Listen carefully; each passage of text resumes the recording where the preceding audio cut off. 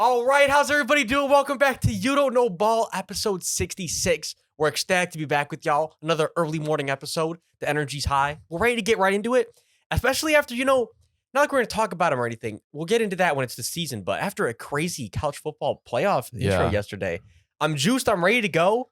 Let's just get right into it, bro. It's another crazy week of football also, and we have so many implications coming into this week. Yeah, let's start out with the Thursday night game. We have the New York Jets at the Cleveland Browns. And my question to you is, should the Browns extend Flacco beyond this season? So I think, so obviously, and this is the reality, I think Browns fans would agree. In a sense, when Deshaun comes back, you already know it's going to inherently complicate things because there's always going to be those fans that are when Deshaun starts to struggle a little in the stands. We want Joe, and then all of a sudden, before you know it, you got like the psychological thing going on where it's like you're taking down Deshaun's confidence. Yeah, I'm just putting out hypotheticals, but we've seen how this can go before. And we've literally seen the situation play out over there in Philly. And I know it was a little bit different. But I'm just saying, I think, no, extending him, at least, like, to get him as the backup is for sure the move. Because we've seen it. No matter what, you want him on the roster, though. There's definitely not a question about that. I mean, honestly, like, we didn't get to see Deshaun play like a full year, obviously, because last year was a suspension. This year, things were kind of shaky early on. I guess my thing is, do you know if the Browns have the record that they have if Deshaun is playing all year? So, you know what I'll say, and this is the point I'm going to go on that I saw from a Browns fan earlier this week, and I think they were spot on with this, and I'll run with it because it's true. They were saying, like, look, everyone's recently on Joe, and I get it, and there's no reason not to be. He's firing on all cylinders. You got to love his story, right? But it's like everybody's forgetting. Just earlier this year on one shoulder, Deshaun put the workout to the Ravens. True. So I think like that's it was a good measuring stick where it's like, all right, look, if Deshaun can still come out here and play really good, basically with one shoulder against the best defense in the league, like, I think that still is a good sign. I think it's very interesting too, is like a note you put down is the David Njoku and Joe Flacco connection. 6 receptions, 134 yards this week. My thing is, it's so interesting when you put like a new quarterback in, how it like sometimes unlocks like a new player on your offense. Like, not to say Njoku was ever bad, but really, have we seen anything like this from him consistently over the years? No, it's like he made his breakout last year, but if he had Joe Flacco all year for this year, he would have been first team All-Pro, like easily. So it's crazy. The numbers he would have put up all year if he was just with Flacco, I would have to do some math real quick. But I think he would have been up around like 1,100, 1,200. And also, like, when you look at this Browns team, like the amount of points that they have been putting up, they put up 37. Oh, wait. What was that? 30 early morning electricity flanking out on us. Yeah, what the hell just happened? Hold on. I want to make sure it's still recording. Yeah, it is. Hey. I was worried. I don't know. Some with the lights. At least it was the whole power grid. Right. I was weird. They put up 37, 36, 20, 30. Like, they are consistently putting up like numbers this year, especially with, what is Joe Flacco is our 4th-string quarterback. Elijah Moore is okay from what I understand. He posted something about that, but that was scary. But it's like, man, the Browns are doing something very special this year, kind of like what you wrote down. And I wouldn't, if I was any team outside, even the Ravens, I don't want to play them. I was going to say, I think the Browns are the one team besides the Ravens this year, to me, that I truly would say like feels like they have a special chance to go do something. Yeah. Like a chance to go do something special. Because it really does feel like it's going to be one of the two. Just the way that they're operating right now. Like the Browns, and that's the thing I want to say too, more importantly, like than anything, when you add in the Joe Flacco, like how I look at it more than anything is like, look, this is just a great team. So when you bring in someone like Joe Flacco and they're such a great team, it just elevates Joe, and then he can elevate them. You know what I mean? It's like a perfect system. Yeah, my thing is with the way their defense. What is so impressive about the Browns is how many injuries they've had to their offensive line, their defensive line. And like, are you really like batting an eye where it's like, oh no, they're getting beat every play? It's like, that's good coaching and good drafting, especially with the lack of draft picks from the Deshaun trade.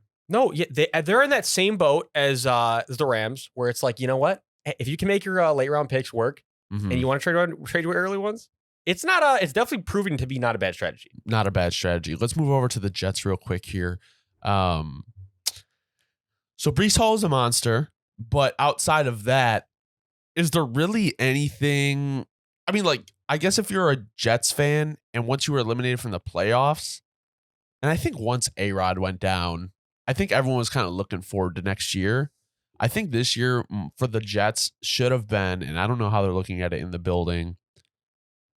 Okay, let's find all the fatal flaws that will prevent us from winning next year. Because if we don't win next year, in my opinion, the Rodgers trade is a flop. Oh, it's a complete flop. And I think it starts with a lot of things in terms of like, look, you have got to go crazy on free agent depth, like depth for the O-line. You got to go crazy drafting that O-line. And then you also got to find a capable backup, right? Because the reality is not that Trevor Siemian is not like somewhat capable, but you want a guy. And we're seeing how the league is trending now, where the teams that have the backups that you can really have faith in, literally this year is showing like it is a completely different element where you can still be a playoff team with that. You need to have it. They need to figure that out. So if you're the Jets, what are you? I mean, like Gardner Minshew might be an option for them. He's a free agent after this year. That's going to be crazy. He's going to get definitely a bag, like a mini bag, but bag. A lot of these backups, I feel like, could get like a small bag from a team. For sure. I think Gardner might be at the top of that backup list. Bless you. Especially if they go to the playoffs and win one. Yeah, it's just because Gardner's been doing it the whole, basically the whole season. It's like, I know everyone, like, there's been a few other guys we know have come, Browning, other guys recently, but I think with Gardner, it's like, with that, he's consistently pretty chill. You've seen it on tape for a long time. Not even just this year. Yeah, not this year. So not just this year. Yeah, my apologies. I was thinking about the next game. I don't really have a transition for this one, so let's just get right into it. We have Detroit at Dallas, which is funny because this game was originally the Monday night game, but there was no Monday night games, so it was on ESPN. So I think the question everyone wants to know is, were the Lions robbed? Oh, no, it's like it was clear. Oh, wait, There's I had no a doubt. good transition. Hold on. Wait, what's the transition? My transition was the Jets fans were robbed of a season with Aaron Rodgers, and the Lions were robbed of the potential 1 seed. Which one was more critical? I guess I would say the 1 seed, because with the way the Ravens are playing now, I didn't see the Jets couldn't have beat them. No, that is very true. And then, so back to the Lions here, because I want to talk about how bad this was, but we'll move on from other things besides just this, because the reality is it's also nothing new. Like, this happens to so many teams. It's happened to my team on the biggest stage. I know firsthand how much the refs can literally ruin your season. So the thing I really wanted to say about this is that there really does need to be a critical reform on how, I don't know, this is going to sound a little ridiculous coming out like this, but how reffing is done. Mm-hmm. I don't know how else to say it. Like, a reform needs to be done on reffing. Call it what it is. I don't really know how it's going to happen, how that has to happen, what the details have got to be. There has to be way more accountability in that profession. You can come in, do it part-time, have zero risk of getting fired essentially, and make a bag. Tell me how that's like logical for anybody involved. Well, I think my thing is too, is like all these other leagues that make less money are paying full-time refs. It doesn't make any sense. I know, like, for baseball, you have to go to like school and there's like training. And I'm not saying, obviously there is stuff for NFL referees, but I'm saying, like, to the level of what other leagues do, I don't necessarily know if the NFL, listen, like, I mean, I'm never one to say like the NFL is rigged or anything like that. They definitely enjoy when bigger markets win. That's more money for them. But at the end of the day, when you have situations like this and there's no like accountability taken by the league, I mean, everyone knows the Lions were robbed of a win, and God forbid the 49ers lose next week and the Lions win, because it's like you literally robbed a team of a bye week in the playoffs. Well, no, that's the thing is, and to be honest, there's a fair chance the Niners could at this point, because they're going to be sitting everybody. Right. But that's the thing is, they wouldn't have had that opportunity. Everything would have been up in the air. And it is very unfair. Side note, the league did do a little something about it by banning that crew from the playoffs. But for someone like me, it's like, you know what? That's not good enough. Like, when the Saints got bounced, that same reffing crew that fucked us got to do the bowl. And I know I'm not trying to go back in time here, but all I'm saying is, to me, just taking the crew out that did it, okay, a little something.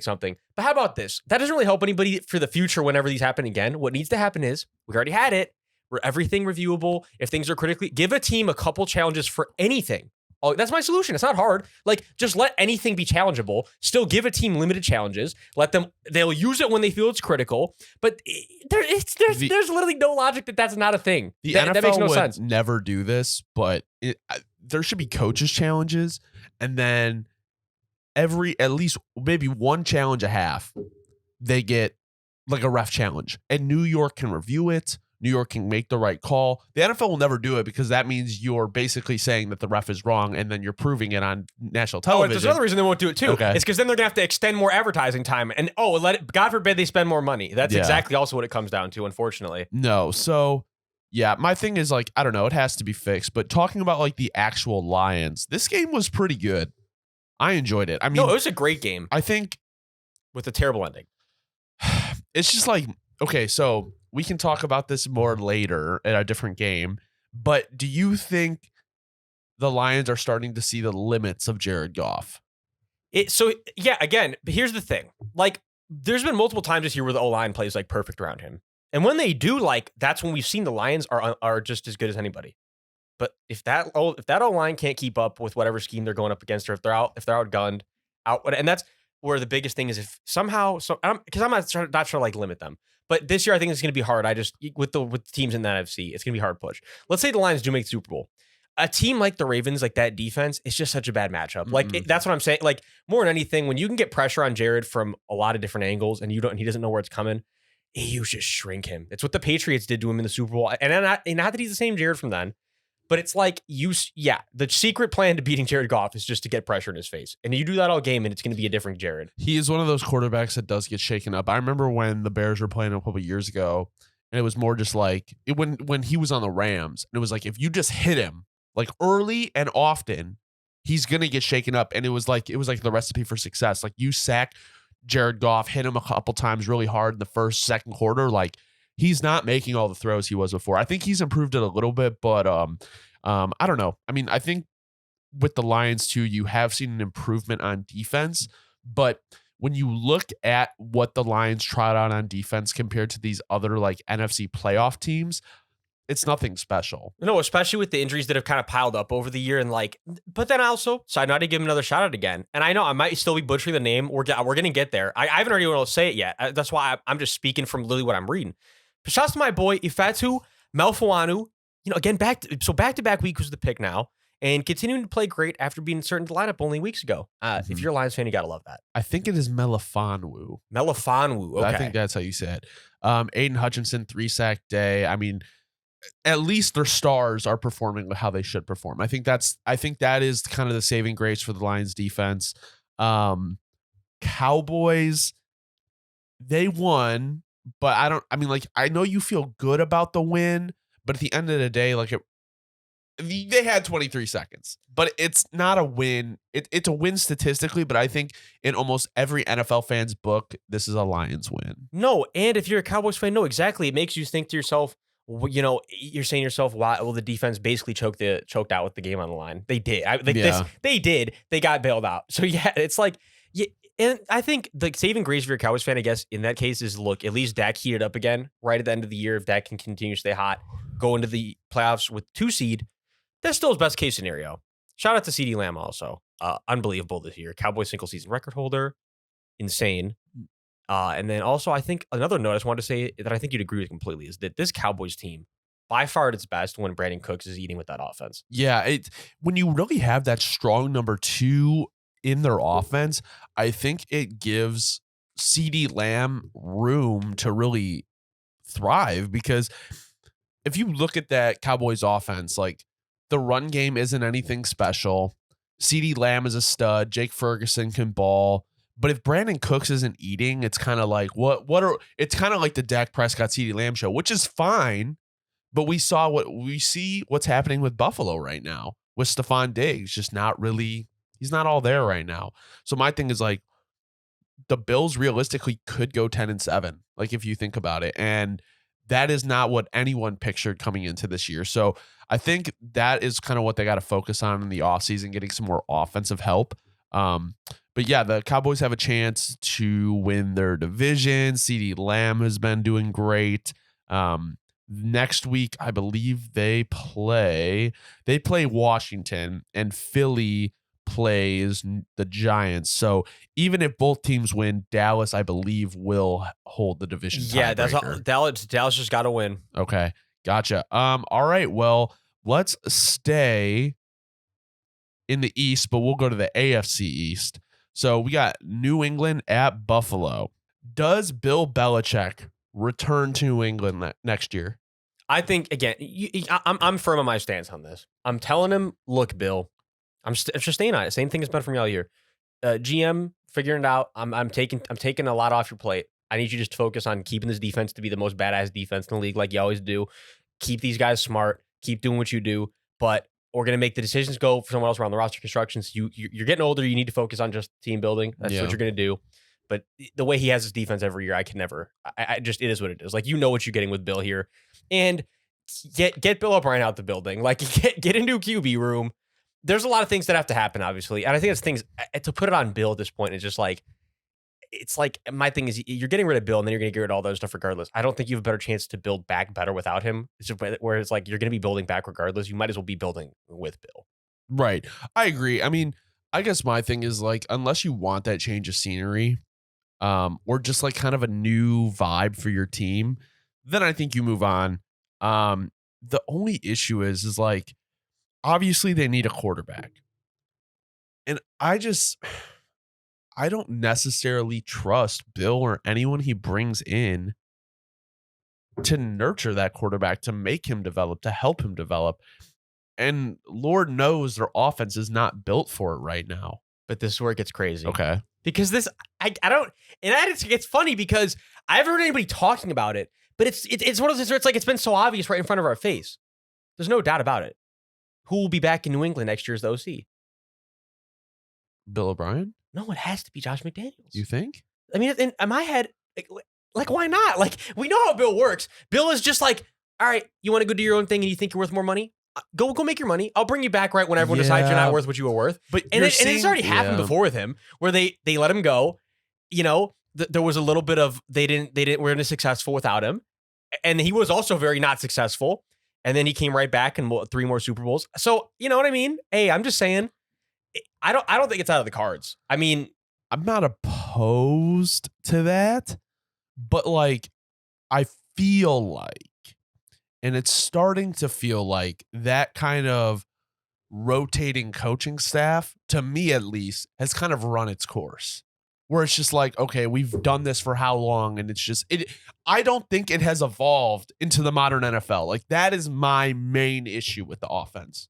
No, that's the thing. 100%. That is very true. My thing is, I just think it could happen. Like I just want to throw it out there because if it happens, I wouldn't be surprised at all. Albeit, I'm not saying it's the best decision. Like I think there's definitely better options on the table. Also, you could argue Aiden O'Connell has had better games under the OC than it was with Josh McDaniels.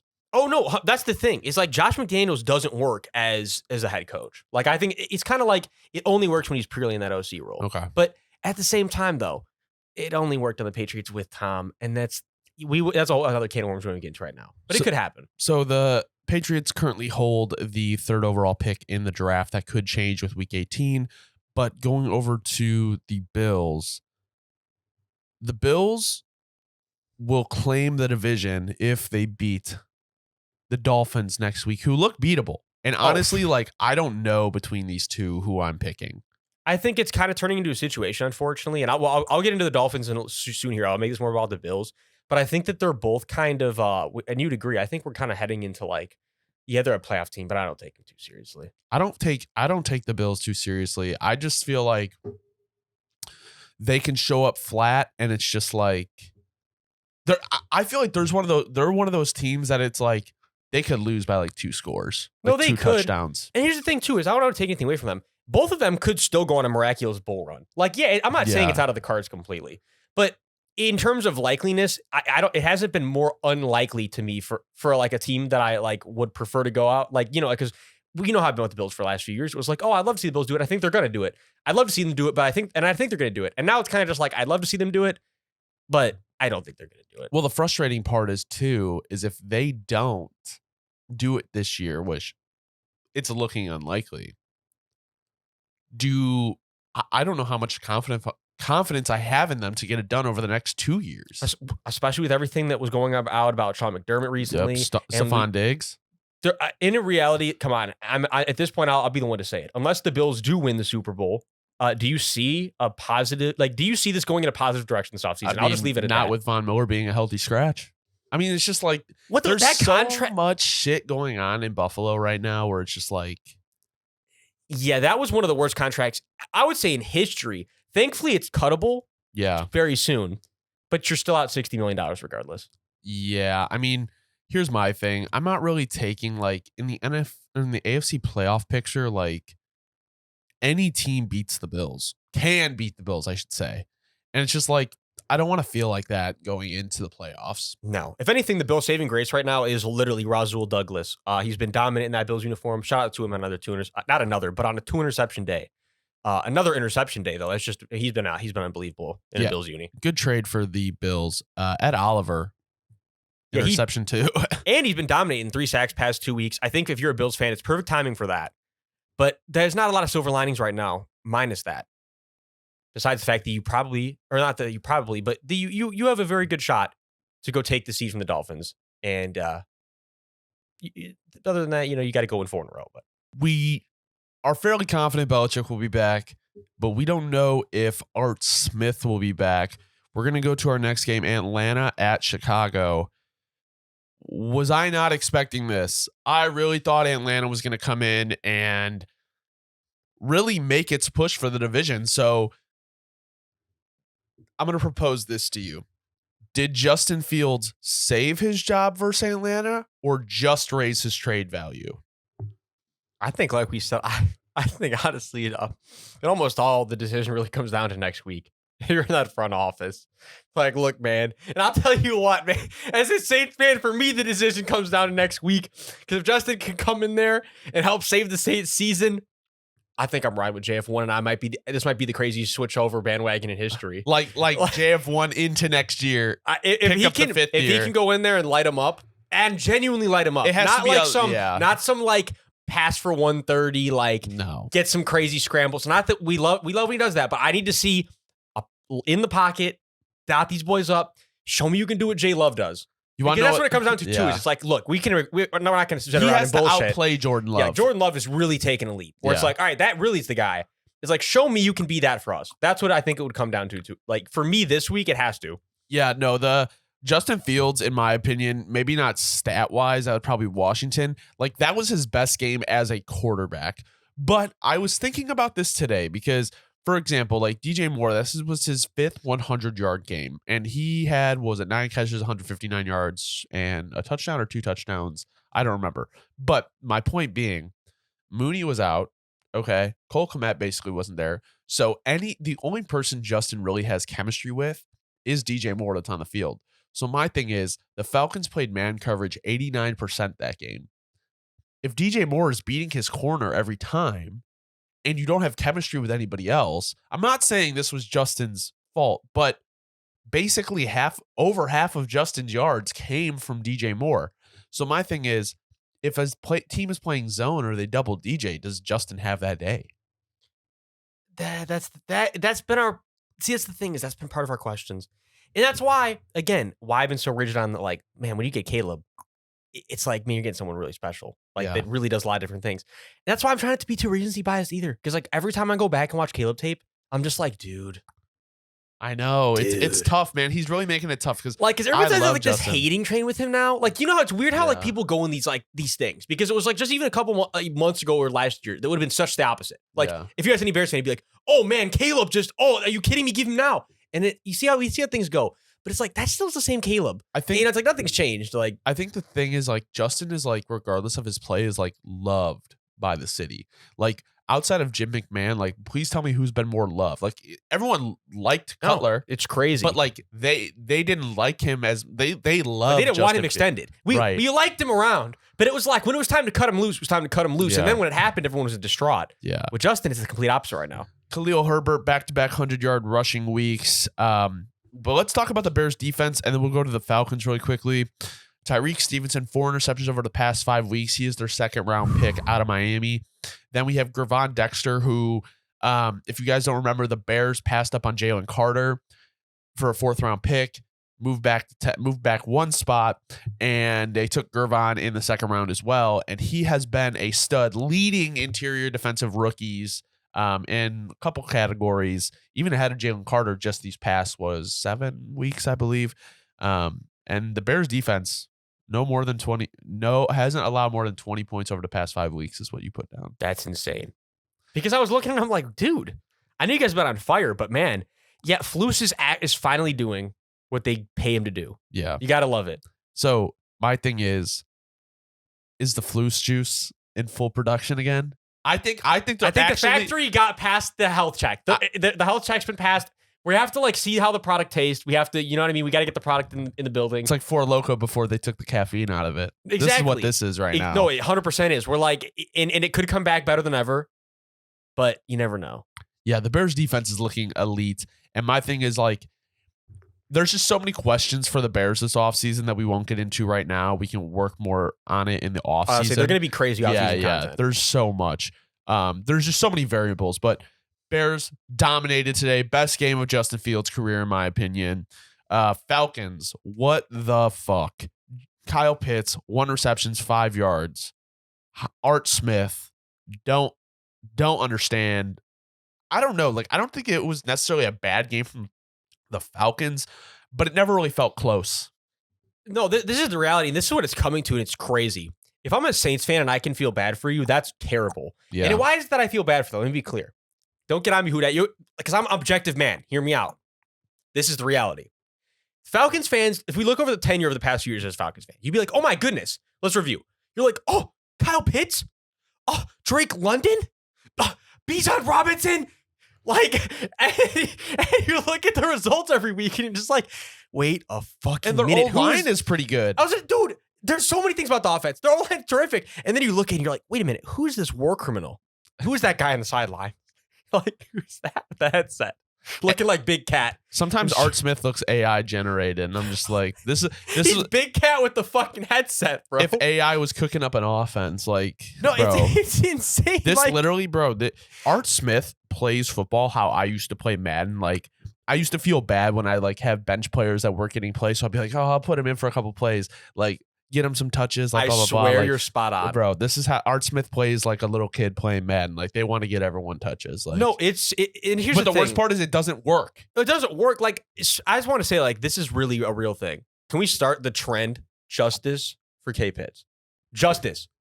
1 reception, 5 yards. Season low, by the way, but I think more than anything, it just highlights that's Art Smith experience.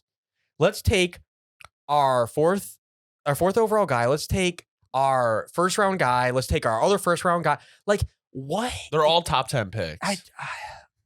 Top 8. They're all top 8 picks, I believe. Yeah, I'm just, you know what I mean? It's like Art Smith has to be gone, right? Because their defense is actually not bad either. Even though at this point, the reality of the situation is, if you keep Art Smith, I think if anything, it just sends more of a message to the locker room. Yeah. And that was the thing too. Is it was I don't know like, if they vibe with him 100%. It was like if they lost locker room, he's done. And I'm gonna keep it real. The way they've been playing, especially like you said, this was a game you had a chance to come out and still keep playoff hopes alive. Completely Fell flat, and they fell literally deadline flat. Brutal. A close game in the AFC. We have Las Vegas at Indiana. Indianapolis, man, I do that every week. You know what? At this point, they just need to be the Indiana Colts. Like, it's because it kind of rolls off the tongue, right? No, Indianapolis does. You know too, what? I'm sure there's a few people. There's got to be people in Indy that say that. Yeah. So, what is the best route for Las Vegas going forward? Draft, QB, and coach, because I think they're all contingent on each other. Coach, AP, lock it in. I think that the Raider way has been, like I said, that Raider way, you can't beat having somebody who's come in and already getting everybody on that mindset from literally day one. Huge. QB, Aiden O'Connell, very productive backup. You got to move on, though, at least for now. You still want to develop behind the scenes. And then if some type of Mason Rudolph situation or something you wanted to have in the future, you know what? I'm not saying it's out of the cards. But for right now, got to find somebody else to take over. I don't think going free agency is the route again. I think that with Jimmy G, they probably can have a bad taste in their mouth about that one. Yeah. I think it's pretty safe to say they're going to go somewhere through the draft. And you're going to have a lot of really good options, especially after last night. Guys rising, stock rising. And then but other than that, I think you're going to have to start to consider like who's worth some draft capital. Who can I, move up with here a little? Who can I shake up a little, get a few more second rounders, third rounds? I feel like you want to maybe trade away high contracts right now if you're the Raiders for draft capital. I'm not talking about Max Crosby, obviously, but anyone else in that realm that you'd want to consider if you're a Raiders fan. The reality is to go win a Lombardi over the next few years, if they have any chance at doing that, there's going to have to be a lot. And it's probably not going to be the next few years, but over the next 4 to 5. They actually have a good amount of draft picks. They have 3, obviously within the top 100, 11, 42, and 73. I honestly think unless they trade up, I think Jaden Daniels might be a Raider.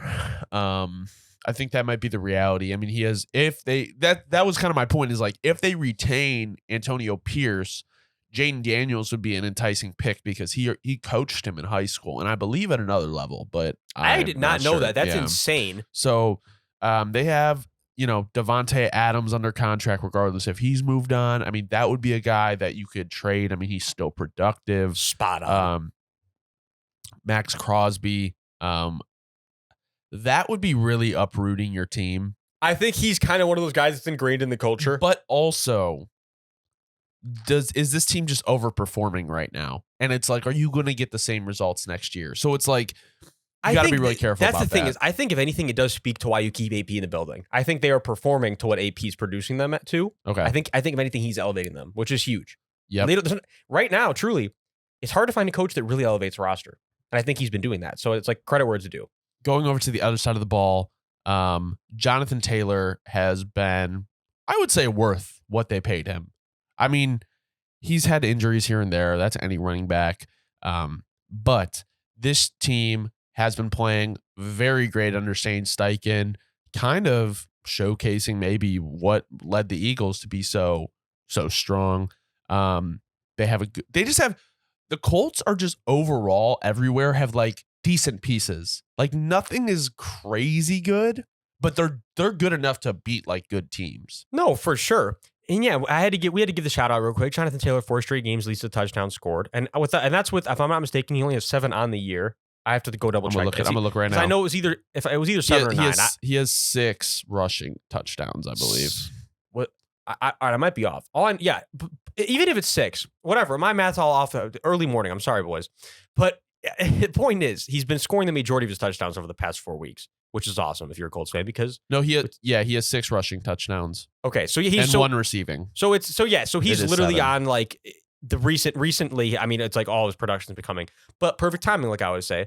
And then also Zaire Franklin, really good chance to be the NFL tackling leader this season. He's got 170 as of right now. That's 2 ahead of Bobby Wagner at 168.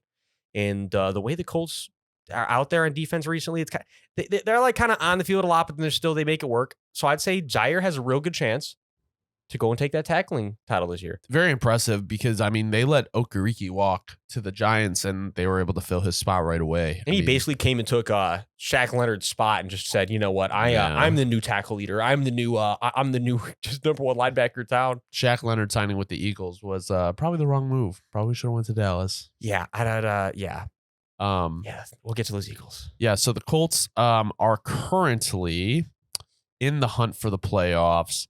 Another team that pretty much locked in their playoff hopes. Actually, they did lock it in, is the Los Angeles Rams. So we're going to go into our next game, which is Rams and Giants.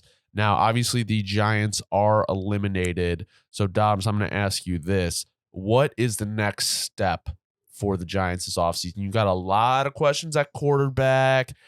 This team started off really, really rough. What are you doing? I'm going to be honest with you. The Cowboys are not the Cowboys. The Giants are one of the most just confusing situations in the entire league. And that's the problem, is I honestly don't even know exactly where I would start. Because what makes it even more confusing is when you got the coach that you're like, well, he is the coach. But at the same time of things, I don't really believe in him all that much. The thing is, then after this year, you definitely have doubts in your mind. And then it's like, where do we go from here? Like Daniel Jones was not it. Where do you start moving on from Daniel Jones? Saquon is going to be a free agent again. Probably not You going to can't bring him back. What's the point for yourself and him? Like, because let's Saquon go have a chance to win a Lombardi, please. And then it's like the receiving core. You got solid pieces on it at best, but there's no like, they're not moving the needle. No. And tight end, you're not moving the needle. Darren Waller was not the trade. And that's not really their fault because, I'm going to be honest, it looked like great value at the time. But in hindsight, they would really like to have that third round pick right now. Yeah. So I think the Giants thought they were going to them. be way better than they were this year. I think everybody thought the Giants were going to be way better than they were this year. I didn't fall for the trap. I remember, I think I had like 7 wins. And everyone was hating on me. No, it just didn't make sense. Like we said at the beginning of the year that they might be better, but the record is not going to show it. It is not going to show it. And they're not better. And the record's definitely not showing it. Like they're 0 for 2. No. Well, yeah, the Giants are kind of a shit show. The Rams are not a shit show. And I don't want to play them if I'm any NFC team in the playoffs. I don't want to touch them. I don't want to touch this team because it is so explosive randomly. Like, what, Kyren Williams had 3 touchdowns? Yeah, and 5 rushing touchdowns over the past 3 weeks also. And then Stafford finally ended the red hot streak, but like he still threw for 300 plus yards. And I feel like it was like, this was the perfect bump in the road game against the Giants. It's like, all right, you know what? Bounce back next week. And they still won. Exactly. It's like, it feels like it was like great timing to have that bad game, but it still wasn't even like a bad game. This year for the Rams has been under or overperforming guys that were definitely undersold. Oh, 1,000%. Like Byron Young up to 7 sacks in the season. And then also Kobe Turner. I had to throw stupid shit in here, but Kobe Turner, more like Kobe turning elite. 3.5 sacks over the past 2 weeks. 9 sacks in the season. But I'm serious.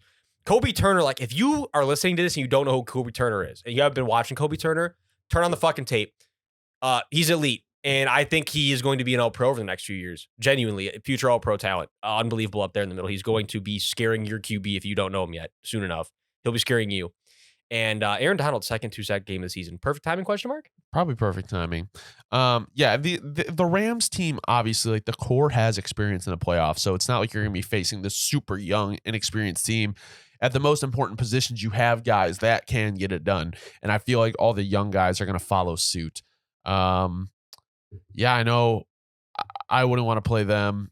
Puka Nacua, 28 yards to break the rookie receiving record. It's happening. Is that on the first drive overall, or is it just the Rams? No, overall. Like, oh wow. And yeah, and even more impressive is that the guy who holds the record right now currently. I should wrote this down. I have to get his name out here. I can't just shortchange him and say that guy. Hold on. No, it's that guy. So Bill Groman, 1960. This motherfucker had 1,473 yards. There's some things that happen in football history where I'm just like, how?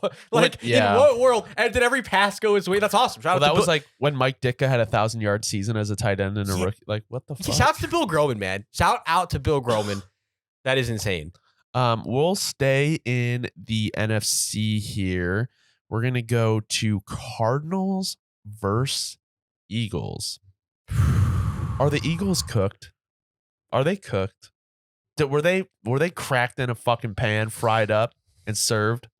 See, the thing is, this feels like a trap because I'm not going to say that they're cooked. Like that's just it could be way too much of a trap. That's like meme fuel. If they go on with the whole thing, I can't. We have been putting an edit. We've been putting an edit before. I can't set myself up for meme fuel. But what I will say is, over the past 2 years, they've never felt more cooked. They never felt more fried in a pan. And I think, if anything, you could definitely. It leads back to one thing. It's the fact that this defense has been an absolute shell of itself. And the offense too, but the offense is still holding weight where it's like the defense is just like. Yeah, but even if the defense was performing how it should, obviously, I do not think we would be talking about the Eagles nearly as much as we are and most people are. But there are definitely chemistry issues on the offense right now. And I saw a report that came out. So you know who... Patricia is now the DC. Before it was Sean Desai. Sean Desai is a disciple of Vic Fangio, who was once in Chicago, then I believe Desai went to Seattle, and then he's in Philadelphia. It came out that basically the players didn't believe Desai could handle it. So that is why I believe they went to Patricia. Well, now you're seeing the same thing on offense with Brian Johnson, who is apparently one of Jalen Hurts' family friends. He knows him. I don't know the exact connection, but maybe not the best person for that job, such a high-powered offense. Yeah, I mean, no, it's just they broke. I can't believe the Eagles would break the cardinal rule of business, essentially, where it's like, why would you bring somebody that was, and if you started with them, it's different. But it's like, then that's just like, that's a nepotism. Yeah. And then people around it start to feel weird about it. It's like, wait a minute. And I'm not saying he didn't deserve the job to have an offensive coordinator job. It's not what I'm saying at all. I'm sure the man has worked very hard and he's deserves a spot. All I'm saying is when you put him with someone in his family, it gets a little bit weird. Well, also, I want to make this very clear. I don't think Jalen Hurts has been playing elite, but it's definitely not like a Jalen Hurts thing. Well, he went from being MVP halfway through the year to, I don't know, PVM. And he reversed. Like, it's like, like, I don't even know what else to say. And I'm not that he, again, that's where it's like, I don't want to be clear. I'm not putting this all on Jalen Hurts. Like, yes, right. Jalen Hurts is clearly not the same version of himself last year. I think he's kind of laboring out there a little bit more, but that's getting too much attention where I think it has much more to do with the fact that the offense is just not good right now. No. It's not the fact that he's laboring that makes it not good. It's the fact that it's just not good. And then him not being fully healthy on top of it is just cherry on top. I mean, he still has 3,800 passing yards, 600 rushing yards, and a total of 38 touchdowns between the two. The issues with him have been more of the turnovers. But yeah, A.J. Brown, not over 100 receiving yards in 4 straight weeks. Julio Jones with 2 touchdowns. What the fuck? That is just what the fuck. Like in 2024 now. I mean, it didn't happen in 2024, but I think a more surprising thing though is like 1 sack on the day for the Eagles, and that's all we heard about in the offseason was, oh my God, the Eagles got Jalen Carter, like their line is over with. And like their offensive line is getting older, their defensive line is getting older, and it's like if these guys don't step up all the way, like I don't know. I just with Jalen's contract, I'm very interested to see. I don't see the Eagles winning the Super Bowl. I don't see them making it back. Just so interesting to see what they'll be next year. Yeah, no, it's going to be a very, very interesting offseason if they win the Super Bowl. Going over to the Cardinals, franchise QB Kyler Murray, something that was not talked about at the beginning of the year. Everyone thought that he was gone. The Eagles. I mean, when we were doing the game picks, I picked Philly, but I was like, this is going to be a Dallas-Arizona game, just like the beginning of the year. It just felt like it, and it was. It was insane. I think, yeah, I just got to give shouts to where it's due on the Cardinals. We'll start with the negative. A 0-sack day for the Cardinals, again, I think really re-highlights. Pass rush has got to be such a heavy focus upcoming in this draft. And they still won. But they got to hammer home on these pass rushers. Because you got good rotational guys. You got good guys you can have, like B.J. Ojolari. Like, I like the young guys you have. But I don't think he moves the needle for me as a guy you want to have in there every down or like early downs. Like you got to have guys in there for different situations. The Cardinals, you got to get edges, not even just pass rushers. You got to have guys that can set the edge a little bit better. That's why I think it's best for them to trade out. No, I agree completely. And then also just, the Trey McBride train's still rolling. Hasn't had a game under 5 receptions since Kyler returned. And then finally, I just want to say, Michael Carter on minimal touches. Very productive in the Cardinals uniform. I had a feeling when the Jets let him go, it's kind of like, what are they doing? Yeah, it was weird. It's another decision where you're looking at the Jets this year and you're kind of like, who's making the fucking decisions out here? But I won't get back to the Jets. Yeah. Well, I mean, they had Izzy Abaconda, but he fumbled on that kickoff recently. But anyway, James Conner's been playing well as well. I think the Cardinals, as bad as they are, they're probably one of the least worst, the least bad teams. Oh yeah, and they have a great feeling around the future. The culture. Yeah, like it's like this feels like we're heading the right direction. A battle for possibly the best division in football. The NFC South, we have Saints at Bucks. Does this game say more about the Saints or the Buccaneers? Can I say neither? Yeah. Can I say I'm so, for whatever reason, I'm like surprised but unsurprised because the Bucks, the Saints, and the Falcons are basically like doing a 3-way handshake right now. Ew. Oh, it's crazy, but I mean, no, like, and they're not that they're all the same. They all have different reasons that they are the same. Right. If that makes sense. You have to stick with me here for a sec. They're the same with different reasons that they're the same. It's weird. But it's like, yeah, they could show up on any given Sunday and like surprise somebody or like play a lot better than they were supposed to. But then inevitably, they come back to their normal selves, which is a poorly coached, unmotivated unit. And that's the Bucks and the same. Like, they're the same team. Shaking hands they're meme. the same Like, team. it's just ridiculous. I mean, Baker struggled, played fine later. Hopefully he'll be okay next week. I mean, with this Bucks team, they are so flat half the time. Not half the time. I don't want to say that, but it's kind of like watching the Bills sometimes. No, I think technically it is half the time. I mean, shit, they're 500, so we can say it. Literally, be able to say half the time. It's just like sometimes that's what I get when I watch the Bills, where I'm just like, oh, there's no energy here. Like sometimes it feels like these guys just show up for a paycheck, and I'm not trying to like harsh. Like I get it, but it's just like sometimes like you can see it feels like there's just not belief in the players of themselves. The team. That's exactly how it feels. I'm even sometimes as the Saints, it's the same thing. Like it's uninspiring. Right. You're like, what is going on here? But to the statistics here, look, Saints stay alive. You know, obviously now we're sitting around on an average of a 30% playoff chance. It's not terrible, but at the same time, it's not great. And then look, Derek Carr past 4 weeks. At least if you're a Saints fan, you can look and say, look, 10 touchdowns, 2 interceptions. At least Derek Carr is really starting to find the footing in this Pete Carmichael offense. If Pete Carmichael's there next year, I don't know what's going on. Well, that's the whole thing too. Is like, is he finding his footing in a dying offense anyway? It's always fun at the end of the year when decisions have to be made and your team's doing better than they ever have. Right. Like it's like stay tuned, I guess. But I won't be disappointed, I guess, really, no matter what the decision is, as long as we can keep Pruitt next year. But Juwan Johnson 3 weeks in a row with touchdown. That's huge, especially on the new contract. And then just Jonathan Abram plus Lante Taylor shout out. They both played great weeks, had a pick. Jonathan Abram came out of nowhere and was playing like an all-pro for this week. It was crazy. And then onto the Bucks. Like, you're still able to control in playoff destiny. But at this point, call me crazy. Yeah, like the obviously it feels incredibly unlikely for them to lose to the Panthers.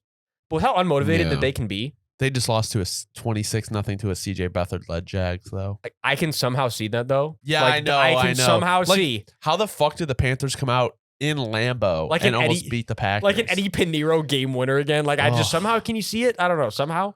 So let me ask you this, because this game was kind of like a nothing burger for the most part.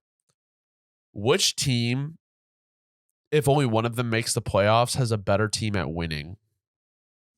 Better chance at winning, I should say. Well, with what I've seen from the Saints this year against good teams, unfortunately, I'd have to say the Bucks. If I'm being honest, I would say the Bucks because as well. The Saints, when they like almost every time except for like the Colts this year, we got to play somebody who's above an average team at the moment. It's just like they just fall flat line. So yeah, as of right, and the Bucks usually do too, but I think the Bucks at least show me once or twice that they don't every time. So yeah, with that said, I'm gonna lean Bucks. Okay. With the Saints and Bucks fighting for their division, we have the San Francisco 49ers who have already locked up their division. So we go to San Francisco at Washington. Are the 49ers a Super Bowl lock in the NFC? Yeah, I'm not ready to say lock yet. No, like I think we've seen that you can crack this team, right? It's a matter of who can do it in the playoffs, and right? If someone can do it in the NFC. Yeah, obviously, I do think it's likely. It's likely that they could, pull it out. But I could, we always say like the early seasons matchups don't matter that much. Like I could see the Cowboys come back for revenge. I could see that as the well. Eagles getting on a run, miraculous run, and finding the way back I don't know there. if I see that one as much. That was the thing, is it's not, I don't see as much, but it's like I'm not going to count them out all the way. Right. I'd say though, if I'm giving percentages, there's about a 75. You flip a coin 3 out of 4 times, and it's 3 out of 4 times it's going to go the Niners' way. I'm honestly more confident in the Rams beating them than the Lions, just because of Stafford and 100%. and McVay Shanahan connection type thing. 1,000%. The Rams, the thing, the Rams too. Like there's definitely teams in there that I can't say they're a lock, but I'll say that I'm very confident in them. So Brock Purdy turned it around. CMC is probably out until the playoffs. That bye week that the 49ers possibly were gifted is going to do them right. Yeah. That's another thing you got. It's like, hold on a minute. Did the Lions just get hoed out so the Niners can rest? Like, wait a fucking minute. I don't know, man. I don't know. Hold on the fucking phone, dude. Brock Purdy, what was it? 78% completion percentage, 230 yards, 2 touchdowns. Just an impressive day from the 49ers, but not like super impressive. I don't know. It was a weird game because wasn't it like tied at halftime? It was or also something just like one that? of those games, though. I feel like it's kind of like the Niners just knew what they had to do. You know, like they just had to keep it. They just had to keep the ball moving on the ground. They just had to keep chewing that clock. And it was like our defense is playing so good, we just got to not make a big mistake. Yeah. And also, like I would say, this time of the year, nobody really talks about this, but this is one thing I'm always big on. I feel like you don't want to put out a ton on tape. You know, like you're gonna like reserve as much as you can. That's fair, especially when it's a team like the Commanders, where you're not really worried about losing to them. I mean, every team is going to come to play, but the Commanders have been kind of in some turmoil lately. Brandon Ayuk continues to ball. They got to pick up his 5th-year option soon. Or extend. He's going to want that fat extension. Oh, he's going to want a bag. He's going to threaten. He's going to be threatening over that bag. I don't blame him. Realistically, can you pay him though? That's what's going to be interesting next year because there's always the situations where they say, "Hey, you don't want to pay me what I know I'm worth, and you just want to like pay me to sit this year." Could Ayuk be that guy if they don't win the bowl this year, or if they do? I guess it gives you even more incentive because then you're already the job's done. I guess in your opinion, it's like now y'all really got to pay me. So I think either way, that's something to keep your eye on this offseason. Nobody's talked about yet, but let's move to the Commanders. Sam Howell, is he gone for sure? I think he's definitely not gone, but backup role. Like you keep him on the roster for certain. Oh yeah, but I think this only adds to the speculation that you kind of now have to move on to a new QB1. 0 sacks for the Commanders. Their defense is just atrocious. Genuinely, the decision to trade away both of the edge rushers. I understand. I would have understood one. Like, imagine you traded Chase and either Jonathan Allen or Daron Payne. 1, you would have netted more capital, and 2, you probably would have a sack. No, but here's my thing too. Then I guess also I'm starting to think, like on the other hand, they probably did have a sack. Knew that this was going to happen. It was a team sack apparently. I don't know. That's what ESPN is saying. ESPN is saying 1 team sack, but it's not crediting it to anybody. Yeah. So, however you want to. Maybe everyone tackled them. I don't know. Yeah. However you want to go about that. But the reality is this: they get their pass rush is dead. No, it's done. The pass rush is dead. But I think now I'm looking at it from a bipartisan perspective. Maybe the ownership group knew this was going to happen, and they were like, you know what? We want to suck as much as possible. Get that draft pick as high as possible. Let's just ship out everybody and rebuild from there. If you want to look at it like that, then I guess it makes sense. They do currently hold the number 2 pick in the draft. Their run game is also dead. Brian Robinson and Antonio Gibson really not doing much. Yeah, it's a mess. But at least you are in I guess you could say a directional mess because the ownership group is probably looking to just scrap and rebuild. Oh, yeah. Moving into my favorite game of the week, we have Carolina at Jacksonville. Do the Panthers have any hope for the future? You know, I'm glad you led with that because it leads me right into my first point. I don't know if they have any future with this fucking jackass running the show over there in David Tepper. And you guys know me. Let me be clear. I don't like to be like insulting towards anybody or label people's mean names. But look, David Tepper's shown this year, in my opinion, he is in jackass territory. And especially with the nerve you have to know you could potentially be on video and to throw a drink on somebody. Let me be clear. I don't know the situation circumstance. Could the fan have been acting like a complete absolute moron jackass himself and completely been like, quote unquote, deserving of that interaction? However you want to look at, but my thing is, I don't ever look at things like that where it's like, no matter how much somebody's going to be an idiot or something like that, you have to be the guy in charge. You're the guy leading. You can't be the guy to retaliate and look like an idiot also. Well, especially when you're a billionaire and the guy is paying for probably 200, 300 level seats type thing. It's a terrible look. And it's more than just that. There's a lot of things. I think the arrogance he shows, there's a lot of things about David Tepper right now. If you're a Panthers fan too, this is not just me. This is I should want David Tepper in there as long as possible. Again, as a Saints fan, I should be endorsing Tepper forever.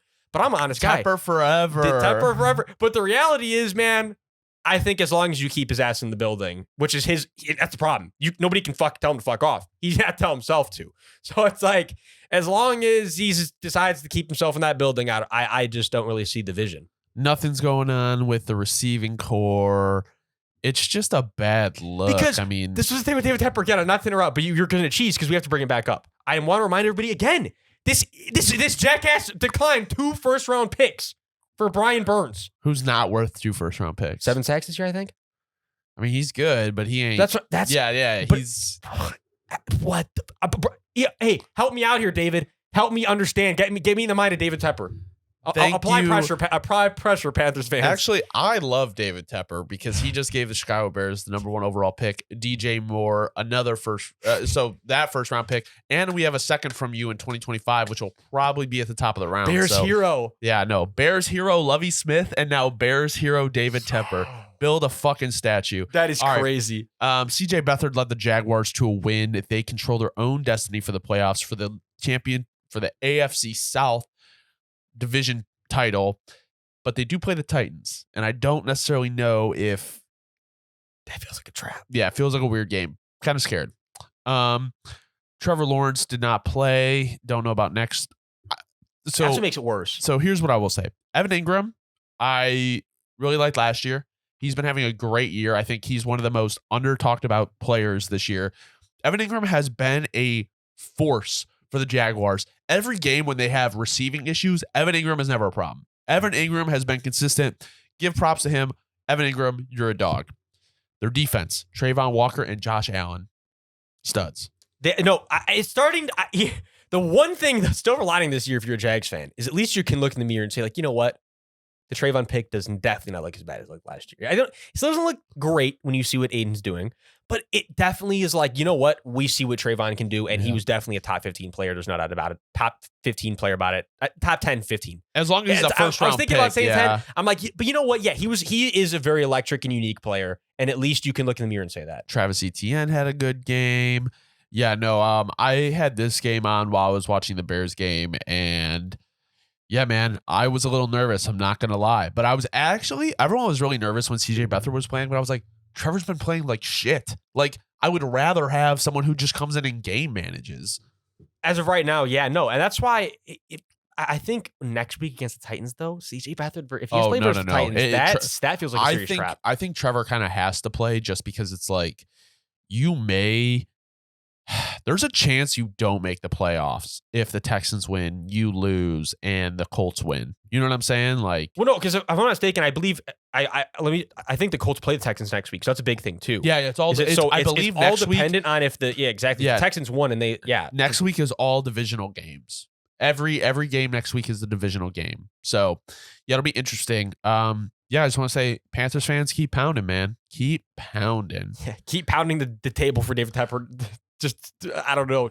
I don't even know. Just get David Tepper out of there. So we're going to move over to the stinker of the week. We got Miami at Baltimore. Are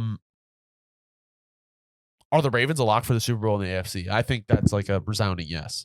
See, his thing is, it's a trap. Like it's a trap. Okay. I think that there's a 95% chance that they will. Like 95? they look like 95%. I'm like, yeah, no.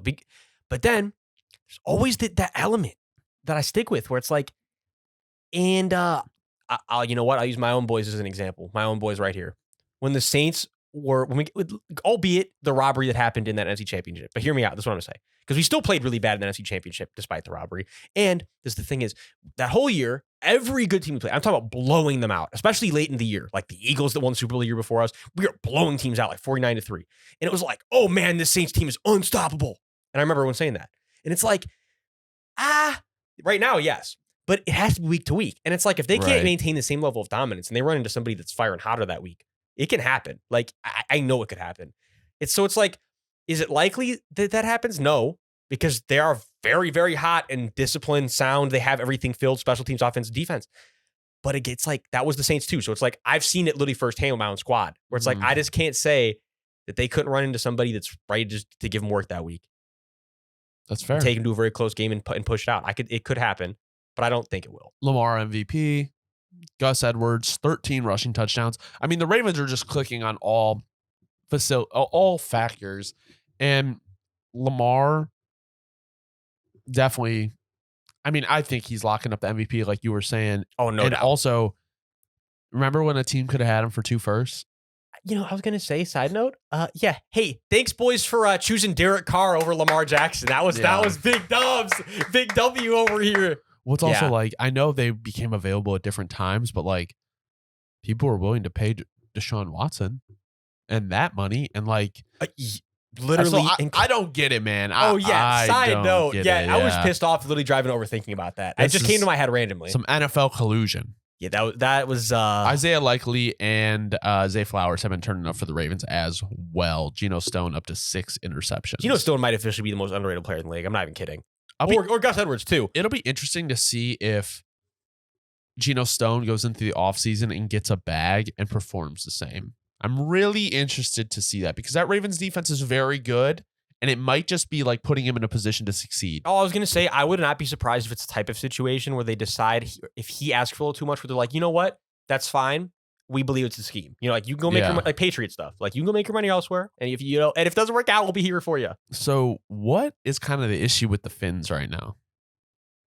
I think it's the same thing that it's been all year. Like, well, number one, they're just not healthy all the way. Like they're just not healthy on the edges, which is huge. Like them losing the edges, the way they have these past few weeks, it's just been detrimental. When you lose Jalen and now you lost Bradley, I think if anything, that's kind of like it's almost season ending. I hate to say, but especially to go against the Ravens. I mean, let's just call it what it is. We saw it the first time. Well, now you're not going to have Bradley. It's like, I mean, it's like because that's the team we believe you're going to have to get past. Luckily, they do have a bright spot with like Achane. Like Achane is like, in my opinion, like we know what he is and what he kind of can be. So, I mean, that's something to look forward to. I mean, honestly, like the Dolphins are just one of those teams, in my opinion, where super hot and cold. Like, I don't know if I'd want to play them, but at the same time, I do want to play them. It's like, it's weird. They're a wild card to me. That's the thing. Exactly. It's like, let me be clear. Could they still go win the Super Bowl? Like, yes. But I just, back to the likeliness factor, no, I don't think it's likely at all. And it's really weird saying that about the 2 seed in the AFC. The thing is, right? I have a feeling that they might even just choke that out next week, too. I do, too. Like, I really do. It feels really big. It feels like right now, they are on a slipping slope. Definitely not a rising one. A slipping slope. They're on the slippy slope. They're not on the fucking, what do they call that shit? They're not on the thing that's escalator. They're not on the ski escalator. They're on the slope. Let's go to another AFC South matchup. We have Tennessee at Houston. Are the Texans a real playoff threat? Again, being honest, I think this year they're not like a threat to maybe win more than one game, right? Like anybody's a threat to sneak out one when you get there. But I don't think they're really a threat to sneak out like more than one. But like we said last week, and I will keep saying, like over the next couple years, the sky's the limit. One more fire off season of all the right decisions. Good draft and picks. CJ developing. I mean, you're in position with anybody, truly, especially the way the AFC's been. I mean, minus really the Ravens this year. It kind of feels like wide open, right? I mean, in terms of like the way the Chiefs have been recently, not that they won't figure it out. I mean, it's all contingent on season to season, but like, man, the Texans are going to be right there with anybody if things can stay the way that they stay right now. Nico Collins is going to be big for them. Will Anderson, I think everyone said that they overpaid in capital. And while they might have, I don't think it was necessarily like the worst move in the world. Like he's been showing up recently, and that defense has also. He's been showing up recently, and it was like the thing too with Will. At least if you were paying attention, you knew what you were getting. Where it was like he's a little, not undersized, but yeah, undersized. Like we're gonna have to bulk him up a little. He's gonna have to take a little bit of time to get used to playing on these bigger blockers and getting off these blocks. But once he gets comfortable, he will be a monster, and that's literally exactly what territory we're heading in. If anything, you could say for a Texans fan, it actually happened earlier than per se some people would have perceived the curve to take. When you're 6'3" and you're like 250, a little hard to make that jump going against guys that are all like 300, 6'7", 6'6", and 6'5". But he's made the jump, and now he's making the adjustment, and we're seeing exactly what Will Anderson is. He's a dominant edge rusher. So Dameon Pierce fall off like hell. Yeah, what's up with that? I just think he doesn't fit the scheme, and I think that's what happens when you have like a late round running back like who has a great year, and then it's like you're replaceable. Like you're very replaceable. Like we drafted you in the 5th round. He was insane at Florida though. Shouts to D. Oh no, he was. Yeah, I really like the Texans' future. Now talking about the Titans' future. Who do you think is more likely to be back in Tennessee next year? Derrick Henry, Ryan Tannehill, or Mike Vrabel? I think Mike Vrabel probably. You think? But yeah, because if you're the Titans, you want to keep him. I think if anything, Mike Vrabel's the one that would potentially be like deciding he's out. I've been seeing that him and the GM are not seeing eye to eye on a lot of stuff. Interesting. Yeah. Makes it even more interesting when you remember that a few years ago, they fired the old GM. Yeah, who was that? The guy that Is he at the Cardinals now? I don't remember. However, I do know that the decision, like we said, the reason it happened was because of the A.J. Brown trade. Yeah. No. John Robinson was the GM. Monty Ossenfort is the the GM Cardinals. for the Cards. Yeah. Great name, by the way. Yeah, very good name. Shouts to Monty. Yeah, but I think Derrick Henry might be slowing down, man. It's the saddest thing of the year for us. I think we could agree on our love of King Henry. Yeah. Especially on my dynasty team. And it's crazy because he has 1,000 yards. That's the thing. No, like, let me be clear. I think there's still stuff. There's juice in the tank. He can play, but I don't think they can give him the workload like he does. I was gonna say maybe not. Like maybe he's like a split starter now. Like and it's best for everybody. Yeah. Like it's best for him and the team. Yeah. Wherever he lands, wherever he stays. Pittsburgh at Seattle, Week 18. Mike Tomlin has announced that Mason Rudolph is going to be the starter. Is this the end of the Kenny Pickett era in Pittsburgh as a starter? Wait, is that what he said? I saw, yes, because I saw your note, so I looked it up. But yes, Mason Rudolph is going to be the starter. Okay, interesting. Because initially he said something kind of cryptic, where it led me to believe it was going to be Kenny. Okay, so then yes, I do believe that that's the right move. Why would you take the hot hand out? That does not make any sense, especially when we've seen how volatile Kenny can be. Yeah, I think if anything, you have to leave Mason in there. That's what I was going to lead with it. I think Mike Tomlin lost his mind.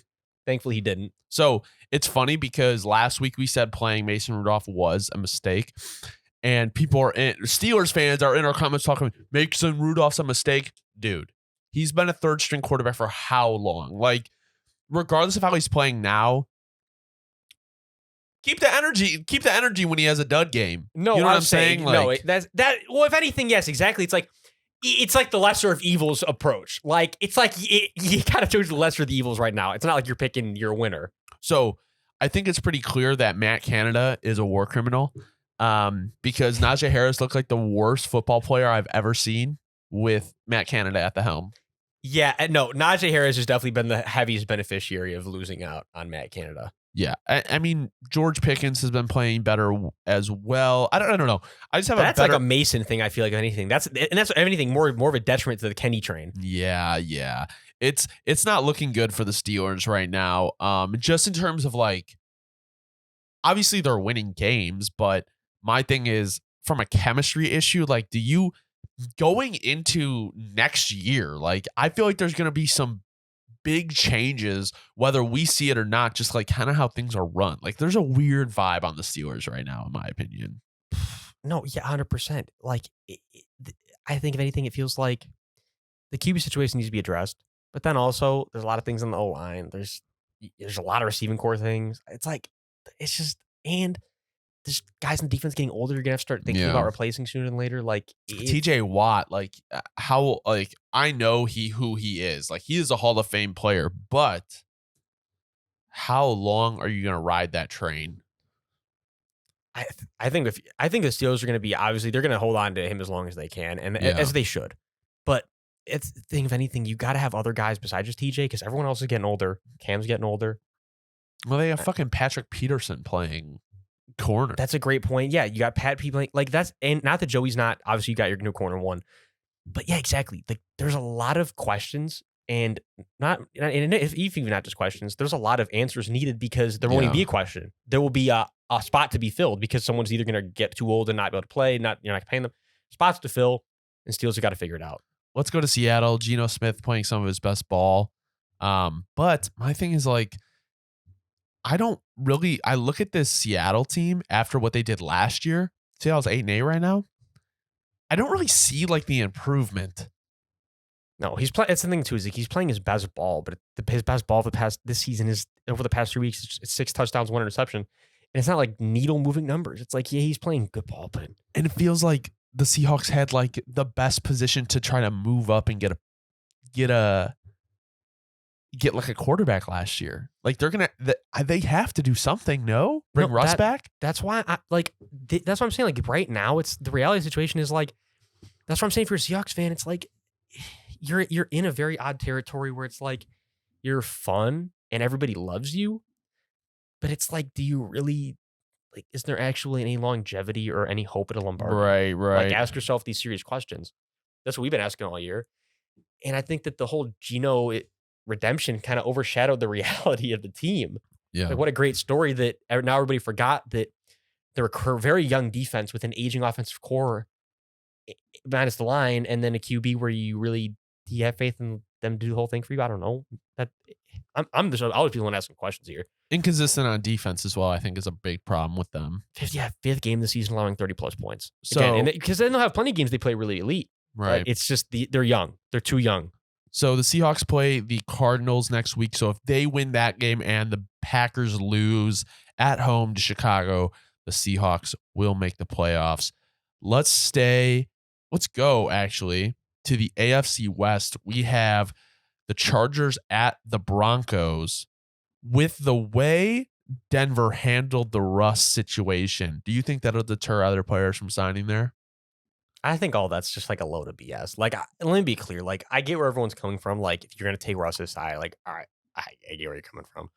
But I'll be the one who just say here on the other side of things, like, it's ridiculous. Like, I think how everybody gets too emotional about stuff, and now it has been this way for a while. Like, in media, everybody just like wants to like ride on emotion. Yeah. It's like, dude, it was all the same motherfuckers last year that were saying how Russ needed to be benched and Russ needed to be traded.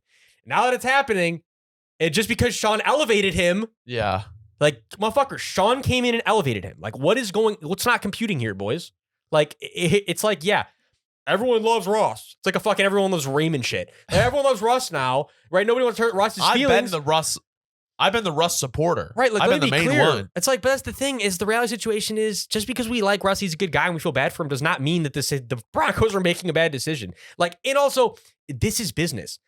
Everybody's breaking the cardinal rule of business. Stop bringing your fucking emotions to the table, buddy. You signed the contract, and your contract allowed for this to happen. Should have sat there with the agent and figured out a no release, no trade, no bench clause. If that was such a concern. That's crazy. Oh my God, call me crazy. He signed the deal, right? Yeah. Yeah, I'll be the one person to still be objective since everybody wants to be all in their emotions about this garbage. I will say this, though.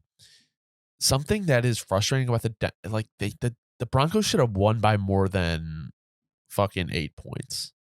Or 7 points. I agree, but at the same time, it's also like, if you're the Broncos, you know your season's over. Like, oh yeah, there's parts of it where it's like it's hard to get everyone to come out and they needed the Chiefs to lose. Really lay exactly. And it's kind of like and Jared Stidham out there. I think if anything, Jared still played good though. Like, it's like he had a good game. He didn't play bad. It's more just like this time of the year. It's who's gonna elevate who, and the Broncos are kind of just in like blah. They're in blah land. Like that's how kind of like that's what I'm like. I'm struggling to think about what to talk about like with the Chargers this game outside of like Khalil Mack. Like that's why the offense is kind of bleh. I got one for you. Okay. Alex Erickson out of nowhere. The 7 catches for 98 yards is pretty hilarious. Yeah, we're going to see a couple of those next week. Like, hold on a minute. Alex Erickson coming out of nowhere. And if anything, I got something for you here too. Khalil Mack up to 16 sacks in the year. One behind the current leaders. Very good shot at that sack title. Yeah, that means a lot for them this year. It's just like, no, I know what you're saying. Exactly. I'm just thinking though, like it's like going into next year, like what is there to bring other than new coaching, new GM? Like it's just like at least you got your guy. You know you have Justin Herbert, but it's like outside of that, it's like there's so much turnover that'll need to happen. So much. It's not an there's like there if there's actually ever a team that's been in a actual competitive rebuild, it's the Chargers. The Chargers, yeah. I mean, the Broncos need pass rush help outside of quarterback because it's like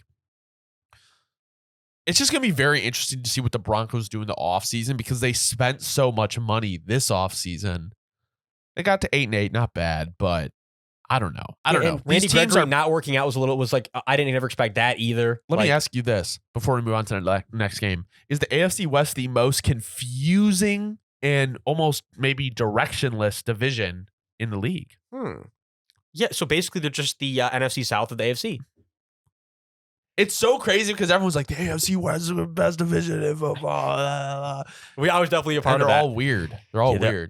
They're just that division is on drugs. All right, let's move over to the Cincinnati at Kansas City game. Are the Chiefs back on track? I don't think I'm ready to say they're like back on track. But No. they're the same. It's the same as it's always been, where it's like I don't doubt them to somehow go on a miraculous run because of the Chiefs and I know their pedigree. But it's like, in terms of if I actually felt like that, if I didn't know about their pedigree, like, no, I Right. wouldn't say they're back on track. Sorry, feels I'm trying very- to get this marker. No, it still feels very bleak for them to go all the way. But Yeah. albeit still possible because, we know their pedigree. Yeah, I mean, it's just with me, with the Chiefs, it's like nothing really, like this game shouldn't have been that close. Like that is my issue with them is like, bro, yes, you won by 8 points, but that's one possession. You have Patrick Mahomes, you're playing against Jake Browning. Like, I understand you don't have the receiving help. Rashee Rice is really the only guy helping because I don't know what the fuck Travis Kelce is doing. Ever since he did that commercial, he's been out. Ever since he started dating Taylor, he's been out. Like, I don't know, His man. personal life got a little too busy, bro. He's just, I don't know. And that's the thing is, I never wanted to even equate it to that either. But you have to ask yourself, like, is this just maybe it's a little too much on his plate right Once now? the Chiefs started doing all those commercials, they all kind of. No, like, I mean, seriously, you do have to really ask yourself, like, is there just maybe a little bit too much on the man's plate? Maybe. It's Like, very just possible. Maybe that's really what's happening with him. Yeah. I was gonna say, if anything, though, some silver lining for the Chiefs. First 100+ yard rushing day since December 3rd. That is huge. If Isaiah you're the Pacheco Chiefs, looked like a monster this game. that's the thing is, if the Chiefs are going to win the Super Bowl and they have any shot at it, and this has got to be every single game the rest of the year. It's gotta be the It's got to run be where game. you marry the run to the pass because that's exactly when the Chiefs are at their best. Okay. Now let's go to the Bengals. So the Bengals with this loss, eliminated from the playoff. But I think what you learned this year is like Zach Taylor, you can rely on him when Joe Burrow's not there. And Jake Browning is definitely one of the better backups in the league, and you need to keep him around unless you can get like unless you can get like a second, third round pick for him. Might as well just keep him around because sure. you can run the team without Burrow. Oh, it gives you such security. Yeah, very much security. Yeah, I mean Jordan Battle has looked good for them too as a rookie. Big shouts to Jordan Battle. Nobody's really been talking about him yet. It's just because it's like when you come in and you don't like really get starting reps till the middle of the year, and then you Right. kind of have to work your way in. People start talking about it silly, but we're here to give Jordan Battle a shout out. Definitely, potentially the best rookie safety this year. Do you think Either him or Jordan Howden. so the keys to the Bengals for next year, obviously stay healthy, but they cannot have another slow start to the season. Yeah, no. This is going to be that'll be the thing to watch next year. Trey Hendrickson is currently tied for the sack title as well. So it's the Bengals are there. It's just frustrating with all the injuries and back and forth. Just kind of like obviously Jamar Chase getting hurt. T. Higgins might not be back next year. I mean, they should franchise tag him, but you never know. They could trade him for capital as well. Yeah, so let's go into our final game that was on Sunday night. We have Green Bay at Minnesota. Has Green Bay found their next Hall of Fame quarterback in Jordan Love? I can't. Again, you know me. I can't say they found the next future Hall of Fame guy, but they definitely. I feel like they've found their potential next All Pro guy. Like I really do think he could have an. I think he'd have an All Pro season next year. If he keeps this going on, if he keeps the second half of the season going into next year, he will be an All Pro. Like if he can replicate the second half of the season all the year, next year, All Pro. I mean, it's very interesting to try to figure out what is LaFleur and then what is Jordan Love, because Bo Melton, who I believe they have now signed fully to the team, 149 yards, 10 receptions, and 1 touchdown over the past 2 weeks. They have a wide open receiving core. Jaden Reed, Tucker Kraft, Luke Musgrave, Christian Watson, who has not been as good as most have hoped. And they also have Romeo Dobbs, Malik Heath, and they just have like a mix of Dontavian Wicks. That's who I was missing. Samori Torre as well. Yeah, they got a weird bunch there. But I mean, Aaron Jones finally kind of picking it up this year. He's been injured, and it's just like when you have a hamstring injury, I don't really know how much you can be relied on. But yeah, Jordan Love, 256, 3 touchdowns, 33-10 on the Vikings. I did not think this game was going to be that out of reach. I didn't either, but I also didn't expect the Vikings to show up so flat on offense. Like, you just knew what kind of game it was going to be early on. Yeah. I mean, I feel like the only thing for the Vikings that they can do is keep Kirk Cousins unless they trade. That's what I was going to say is you're definitely into Bleakville with the QB situation now, because now you're like, it looked good with the Pastronaut for a little while. The Pastronaut. Now he's the astronaut. Yeah, how quickly that things change, right? Yeah. So, and that's what I said when it first happened. I didn't fall for the bait. I said, you know what? This is about how far Kevin O'Connell can take these guys. Look, clearly Kevin O'Connell can only do so much for him. And if you are the Vikings, you got to start asking yourself a lot of important questions this offseason. Past just even if we re-sign Kirk, what's next? Because Kirk, how long is that going to last? Right. Well, I think also the thing that's crazy is, like, I believe if the Bears beat the Packers next week, which will control the Packers making the playoffs, the Vikings might be the worst team in the division, and they were first last year. Yeah, that's insane. They're going to be the most recent first worst, potentially? That would be crazy. The NFC North is a very competitive division. I very young. I as a Bears fan enjoy it because it is always a good game. Oh, the NFC North is definitely a fun division officially. But that's been the show. So thank you guys for listening. This has been Unit Ball number 66, our week 17 recap. We got one more regular season show left, and then we'll be doing playoff shows. Yes, sir. We appreciate y'all coming down. Seriously, if you enjoy, drop a sub, drop a like, share it. Appreciate y'all so much. Y'all have a great rest of your day.